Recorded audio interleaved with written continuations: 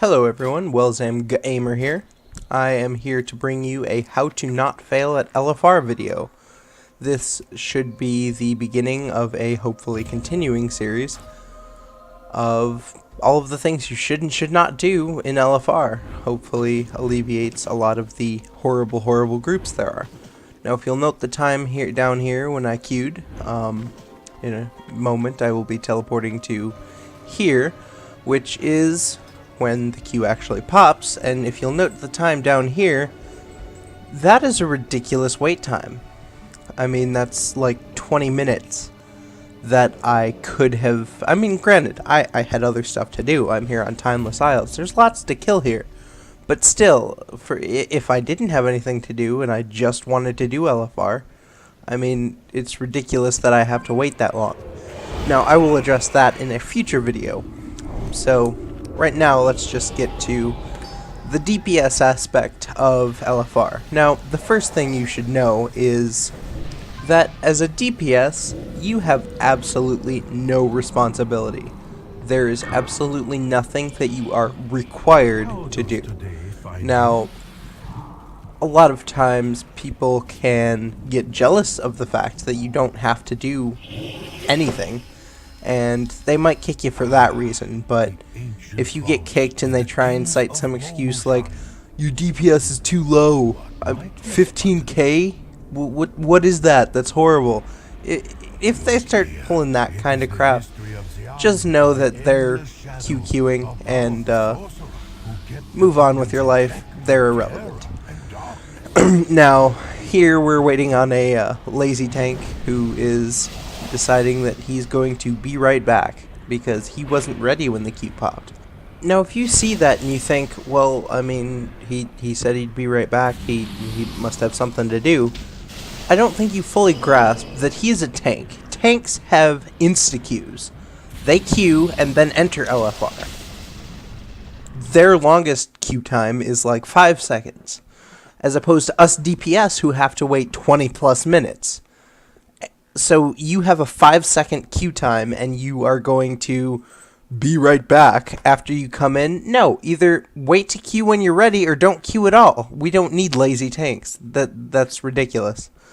But anyway, here I am, not doing much DPS. I'm throwing on my my dot every once in a while.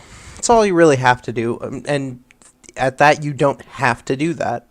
It's generally considered polite to throw down some DPS. As I said, people get jealous that you don't have to do anything, and if you're not doing anything, well, they don't have justification, but they can cite it, and they might get some people on their side because other people are also jealous of the fact that you don't have to do anything. Now, if you look in the lower right-hand corner of my screen, you'll see some fancy colored bars with numbers to the right of them. And this is a DPS meter. Now, this is entirely not essential for any raid.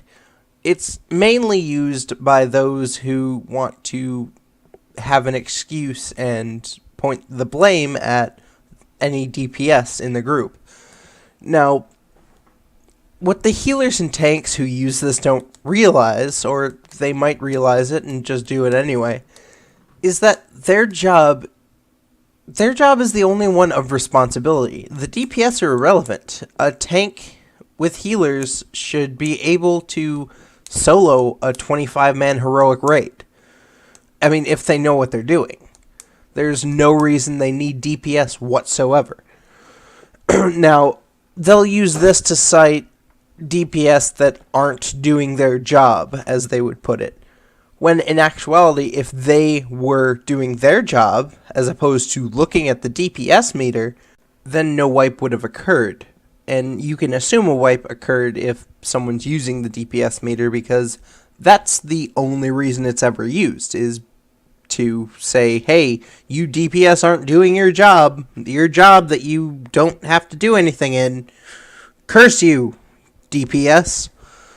I mean, it takes your eyes off of the main focus of the screen to whatever corner. Now, you could have it in the middle of the screen, but then it's blocking your view of the main screen. So in any case, if you're paying attention to the DPS meter, unless you're a DPS, you can't effectively do your job. It's just not possible. But moving on. We have now cleared all of the trash, and we are now moving on to the Spirit King's boss fight. Now, as you can see, things are starting off as they should be. The tank is running ahead, the DPS are lazily following. Very good start.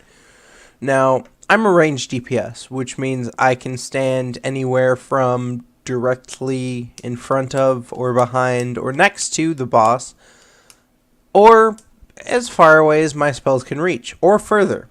As I have mentioned and will continue to emphasize, I don't have to do anything. So as you can see here, I'm dancing.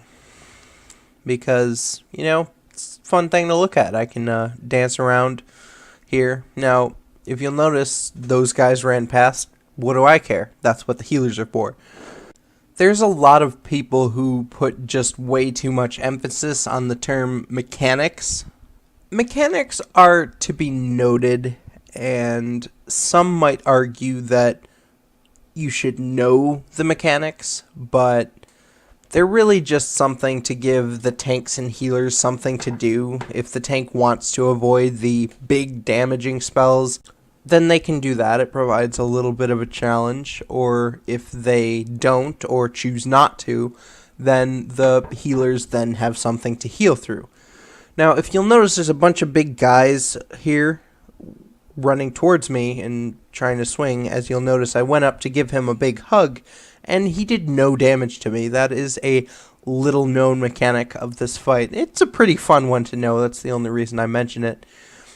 They just want to give you a hug, and if you're attacking them or trying to avoid them, then yeah, they're gonna knock you around a little bit. I mean, what else is a big giant guy with a mace supposed to do to someone that doesn't want to hug them?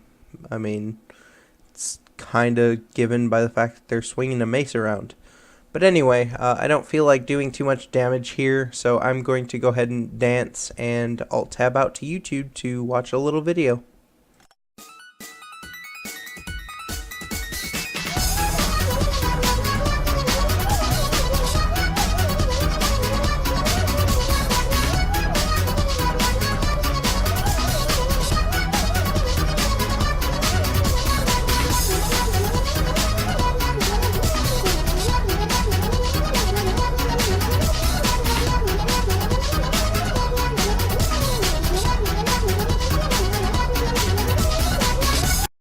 Alright, well, I guess since that guy's down, I'll jump back in the fight here.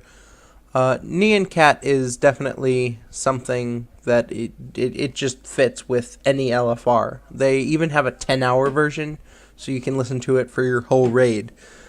I'm assuming you can get one done in 10 hours. It depends on how closely you follow this guide. But anyway, I feel like doing some damage now, so I'll go ahead and actively participate. It's good to actively participate for at least some of the raid. I mean, like I said, you don't want to make people so jealous that they kick you, and I mean, you can help speed it along a little bit. It's still most heavily reliant upon the tank and healers. Oh, this is an interesting mechanic. So he's basically running in fear, and he is beginning to reflect the damage you deal to him, as you can see by the tooltip, and it increases up to 100 for this portion of the fight. Now, this is when you want to pop all of your cooldowns and just nuke the crap out of him, because, I mean, he's reflecting damage at an increasing rate. So how are you going to do damage if you're not... What the heck? This is what I'm talking about. The healers clearly don't know what they're doing. I mean, I was nuking him while he was reflecting damage, and towards the end of that, he must have been getting pretty close to reflecting all of the damage I was doing back to me. So I don't understand why they didn't know to use their healing cooldowns on the DPS. I mean, the DPS, if they're participating, can't just stop doing damage because he's reflecting 100% of the damage back to the DPS. I mean, come on, healers. I mean, apparently they weren't that bad because we didn't wipe. I think there's just 1 or 2 dead. But that is definitely an indication of subpar healing.